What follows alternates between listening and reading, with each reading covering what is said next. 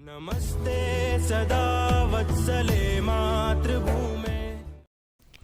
सभी को नमस्कार। ऐसे कार्यक्रम में भाषण का बहुत काम नहीं रहता, लेकिन आप सब लोग जानते हैं कि संघ और डॉक्टर साहब ये समानार्थी शब्द है।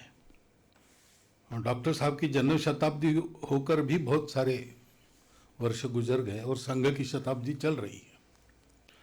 लेकिन जो संघ नए नए रूप में विकसित होता है, लोगों को लगता है बदल रहा है, लेकिन वो बदल नहीं रहा है, वो क्रमशः प्रकट हो रहा है। जैसे किसी बीज में से जब अंकुर निकलता है तो उसका रूप, और फल फूलों से लदा उसी से बना वृक्ष, इसके दो रूप अलग अलग है, लेकिन वो बीज से समानार्थी है। वैसे डॉक्टर साहब का जीवन यानी संघ का विचार, संघ की भावना, सब कुछ ऐसा है। और इसलिए शताब्दी के समय ऐसे कोई फिल्म बन रही है, उसके गीतों का लोकार्पण है, तो जाना चाहिए, ये स्वाभाविक बात है। लेकिन एक विशेषता, आप दो गीत कह रहे हैं, जो पहला गीत है उसके बारे में मैं बोल रहा हूं। इस पहलू को अभी किसी ने बहुत छुआ नहीं है। वो प्रसंग है, डॉक्टर साहब के माता पिता एक ही दिन 1 घंटे के अंतर से उनकी मृत्यु हो गई। प्लेग में रोगियों की सेवा करते करते दोनों को प्लेग की बाधा हुई और दोनों 1 घंटे के अंतर में चल बसे। उनकी एक ही टाटी पर शव यात्रा गई थी। डॉक्टर साहब की आयु उस समय 11 साल की रही होगी। इतने छोटे आयु में इतना बड़ा आघात जब होता है तो व्यक्ति अकेला हो जाता है। और डॉक्टर साहब के घर में और कोई नहीं था जो उनसे बात करे, उनको समझाए उस समय, क्योंकि बड़े भैया तो थे, लेकिन बड़े भैया पहलवानी में ज़्यादा मस्त रहते थे और स्वभाव उग्र ही था। डॉक्टर हेडगेवार का कुल वैशिष्ट्य था कि वो सब लोग जन्म से ही क्रोधी स्वभाव के रहते थे। डॉक्टर साहब ने अपने स्वभाव को बदल डाला पूरा संघ शुरू करते ही, लेकिन वो तो था उस समय, तो आपस में बहुत बनती थी ऐसा नहीं। और मजले भैया पढ़ाई के लिए इंदौर चले गए थे। वैसे उनसे संवाद करने वाला, उनका मन संभालने वाला कोई उनको उस आयु में मिला नहीं। बाद में जब ऐसे होता है तो मनुष्य का स्वभाव नुकीला बन जाता है, उसके स्वभाव में एक विक्षिप्तता आती है, उदासीनता आती है, अश्रद्धा भी आती है। ऐसा होता है तो वो स्वाभाविक है।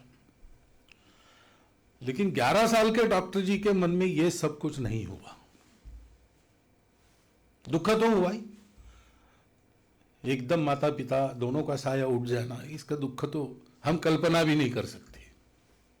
वो दुख जरूर हुआ हो, परंतु उसका कोई विपरीत परिणाम उनके व्यक्तित्व पर, स्वभाव पर नहीं हुआ है।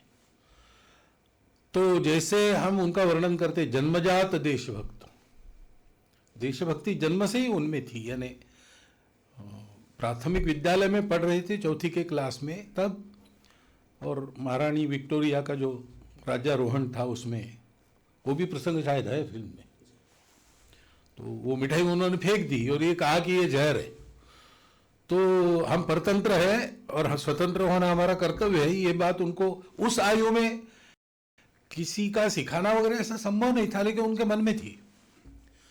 वैसे लगता है ये बात, इसका जब इस पर गौर करते हैं तब, कि उनके व्यक्तित्व में ऐसे बड़े से बड़े आघात पचा कर भी अपनी श्रद्धा को, अपने स्वभाव को बिल्कुल भी इधर उधर होने नहीं देना, एक उत्तम आरोग्य मन का, मजबूत मन, स्वस्थ मन, ये पहले से था।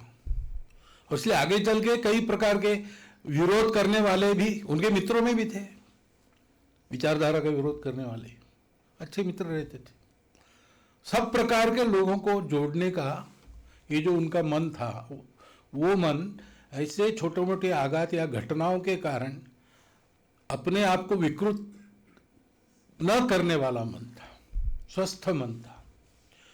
तो ये एक नया पहलू शायद उस गीत में आया है कि उनका साया उठ गया, तो डॉक्टर साहब उस गीत में कहते हैं कि फिर अब देश के लिए ही पूरा देना है।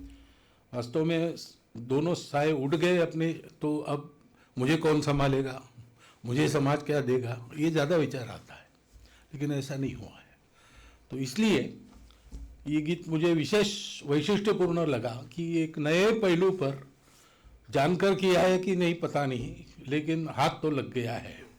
तो डॉक्टर साहब की साइकोलॉजी ये भी एक अध्ययन का, शोध का विषय हो सकता है, ऐसा मुझे लगता है। खैर, तो ऐसा ही चरित्र है और लोगों के सामने वो एक विचार भावना पहुंचाने के लिए आ रहा है, और इसलिए इन गीतों को और इस पूरे चित्र को, चित्रपट को मैं सब प्रकार की शुभकामना देता हूँ। जिन्होंने इस कल्पना से इसका निर्माण किया उन सब का कपूर जी सहित हार्दिक अभिनंदन करता हूँ और मेरे शब्दों को विराम देता हूँ।